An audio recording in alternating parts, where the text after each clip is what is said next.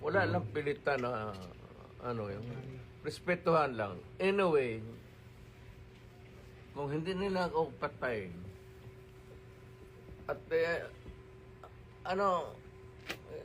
life is bigla lang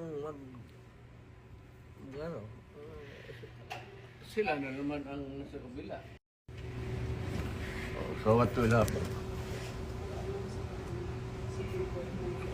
Alam naman nila ang possibility niya na it's just a matter of months actually.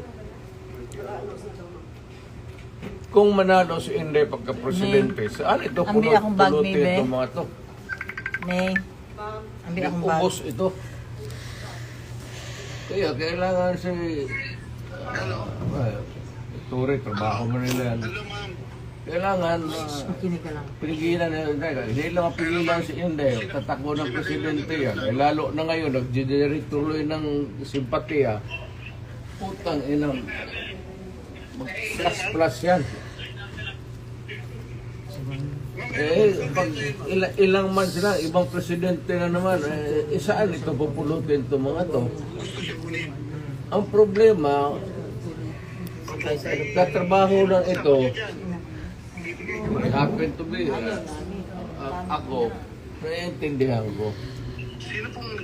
Kaya, sinabi ko, this madness has to end. Sino kasama niyo dyan, ma'am? Hindi pa sinasalita. Ano lang kasi is,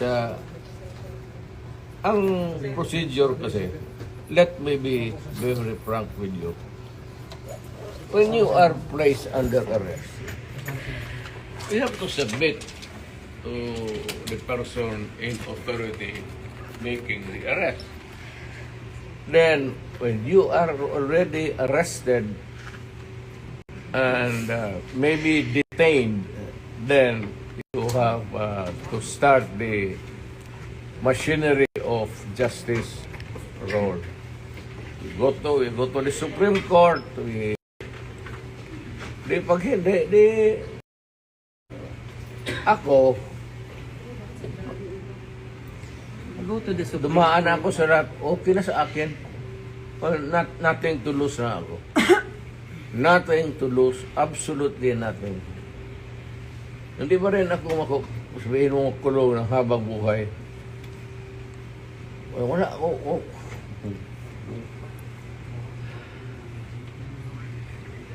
Inciting to sedition. Hindi inciting to sedition. Inciting to sedition. Crime against humanity. ICC. Kalimutan niya ulit. Sa Hague. We are not signatory sa sedition. That's what they're doing now. Hindi ako, yan ako hindi papayag. I am a Filipino, you are all Filipino citizens. Ako, pag nagkasala, you prosecute me in Philippine courts with the Filipino judge, the Filipino prosecutor, and magpakulong ako dito sa bayan ko. Kung sakali. They're preparing you to bring you to The Hague. I am sure. I am very sure. I'm a lawyer. Abogado ka man. I am sure the Supreme Court will rebuke them. Baski na hindi tayo maghingi niyan, the Supreme Court will rebuke them. Tignan mo. Hindi pa bayad ako. Wala tayong extradition treaty.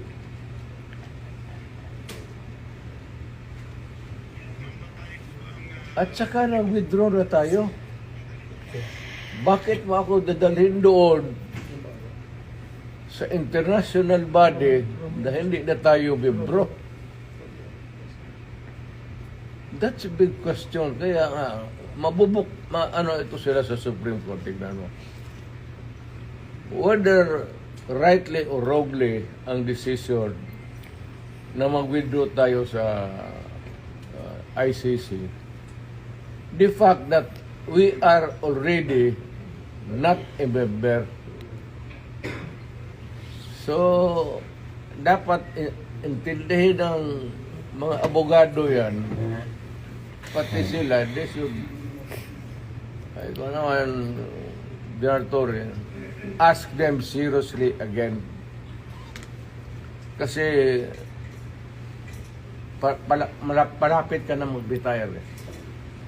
So, just ask them, sigurado ba kayo dito?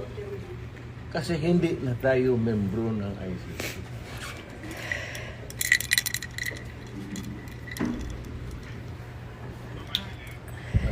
Medisina ko.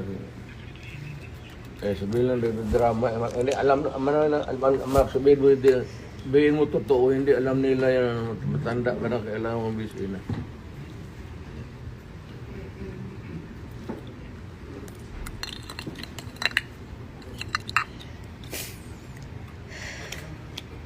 Sabihin mo sa inyo, sabihin mo sa nagdadala ng kaso dito.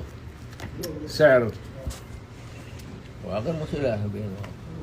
Ano ba to?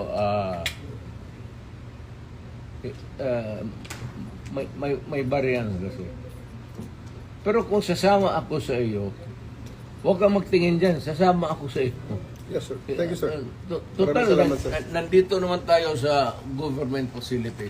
Yes, So, escape is not a problem. Impossible dream. Thank you, sir. Okay lang mga parado. Ang akin lang, I might not have the chance anymore to lecture on you na the serious implications nito. Yes, sir. We have withdrawn and then you allow me to be brought to a body of which we are no longer a member. Isa yan. Kaya sabihin mo din sa prosecutor, sabi ni Mayor, kindly ponder on this seriously. Makakarating, sir. Alam mo man, nabasa mo man siguro, withdraw na tayo. Makakarating, sir. So, bakit mo ako dalhin doon sa international body na hindi tayo membro?